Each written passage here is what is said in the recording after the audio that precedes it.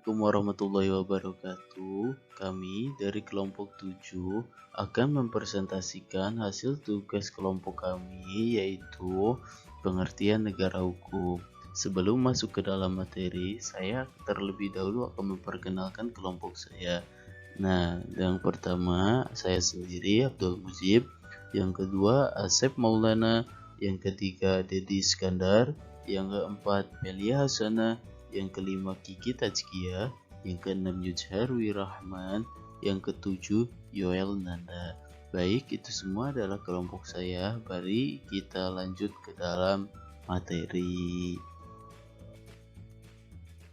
Baik, di sini saya akan menjelaskan pengertian negara hukum. Negara hukum adalah negara yang berdiri di atas hukum yang menjamin keadilan kepada warga negaranya, yang mana keadilan tersebut merupakan syarat bagi terciptanya kebahagiaan hidup untuk warga negara. Dan sifat keadilan itu perlu diajarkan rasa susila kepada setiap manusia agar dapat membuat warga negara suatu bangsa menjadi baik. Nah, itu saja yang dapat saya sampaikan. Materi selanjutnya akan disampaikan oleh saudara saya, yaitu Dedi Iskandar. Selanjutnya, mengapa alasan negara menyelenggarakan dan menjalankan tugasnya berdasarkan hukum? Yang pertama yaitu demi kepastian hukum. Yang kedua, tuntutan perlakuan yang sama.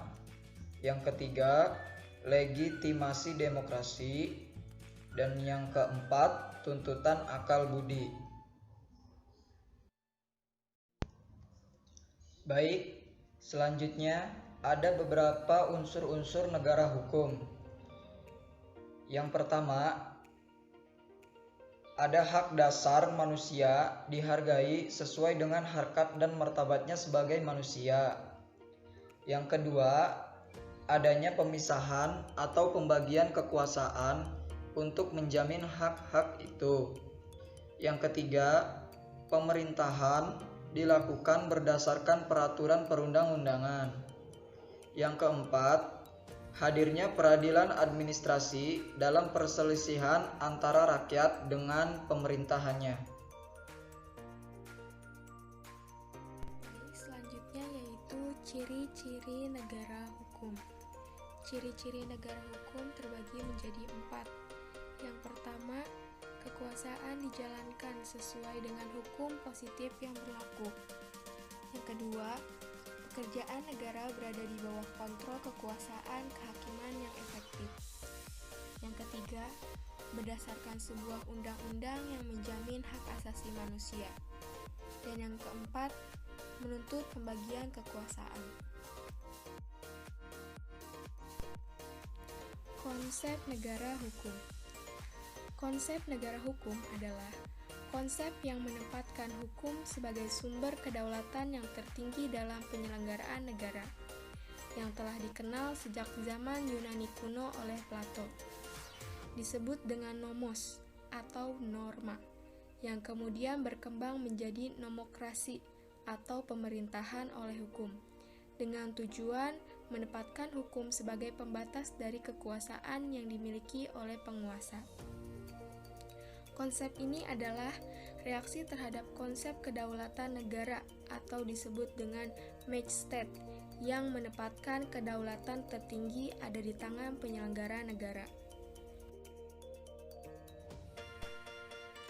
Prinsip negara hukum. Para sarjana Eropa kontinental yang diwakili oleh Julius Stahl menuliskan prinsip negara hukum atau disebut dengan Rechtsstaat dengan mengimplementasikan diantaranya yang pertama yaitu perlindungan hak asasi manusia, yang kedua pembagian kekuasaan, yang ketiga pemerintahan berdasarkan undang-undang, dan yang keempat peradilan tata usaha negara. Negara hukum di Indonesia.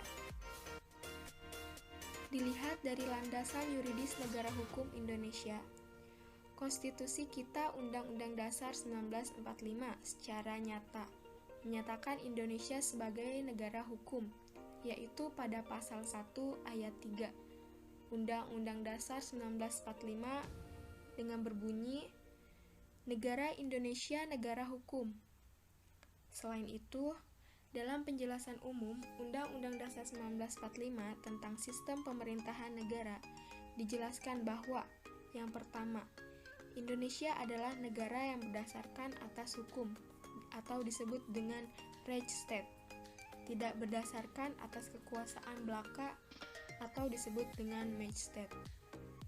Yang kedua, sistem konstitusional. Pemerintahan berdasar atas sistem konstitusi atau hukum dasar, tidak bersifat absolutisme atau kekuasaan yang tidak terbatas. Dari rumusan tersebut, dapat kita simpulkan bahwa yang pertama, negara Indonesia berdasar atas hukum, bukan berdasarkan kekuasaan semata. Yang kedua, pemerintah negara berdasarkan atas suatu konstitusi dengan kekuasaan pemerintahan terbatas, tidak absolut. Konsepsi negara hukum Indonesia adalah konsep negara hukum material atau negara hukum arti luas, yang berarti pemerintahan berperan aktif membangun kesejahteraan umum di berbagai lapangan kehidupan.